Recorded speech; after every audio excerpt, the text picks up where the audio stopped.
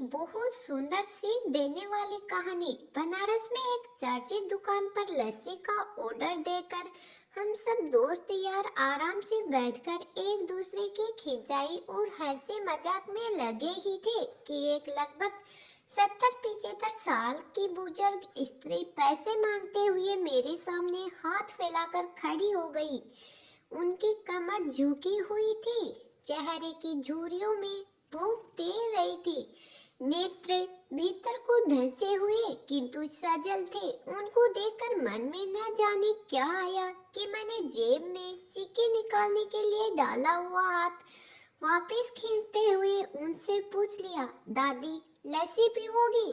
मेरी इस बात पर दादी कम अचंभित हुई और मेरे मित्र अधिक, क्योंकि अगर मैं उनको पैसे देता तो बस 5 या 10 रुपए ही देता, लेकिन लस्सी तो 25 रुपए की एक थी। इसलिए लस्सी पिलाने से मेरी गरीब हो जाने की और उस बूढ़ी दादी के द्वारा मुझे ठगकर अमीर हो जाने की संभावना बहुत अधिक बढ़ गई थी।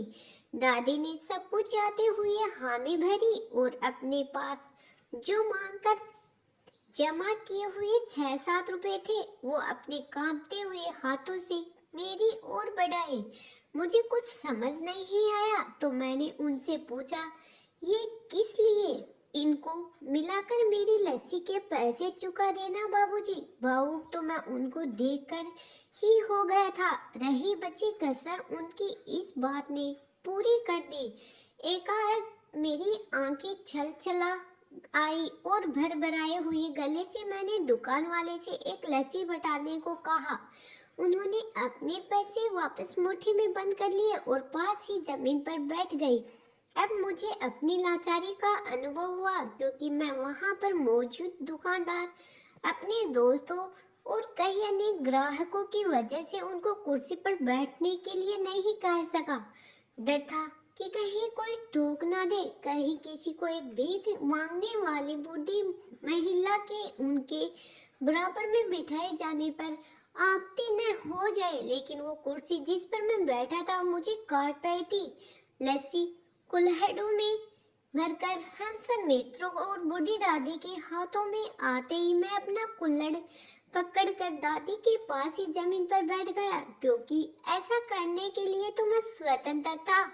इससे किसी को आपत्ति नहीं हो सकती थी। हाँ, मेरे दोस्तों ने मुझे एक पल को घूरा, लेकिन वो कुछ कहते उससे पहले दुकान के मालिक ने आगे बढ़कर दादी को उठाकर कुर्सी पर बैठा दिया और मेरी ओर मुस्कुराते हुए हाथ जोड़कर कहा, ऊपर बैठ जाइए साहब। मेरे यहाँ ग्राहक तो बहुत आते हैं, किंतु इंसान कभी कभार ही आते हैं।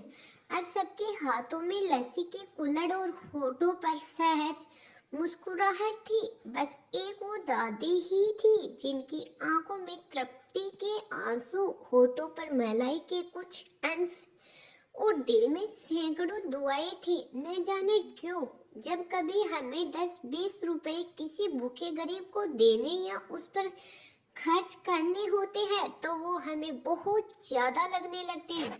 लेकिन सोचिए कि क्या वो चंद रुपए किसी के मन को तृप्त करने से अधिक कीमती है?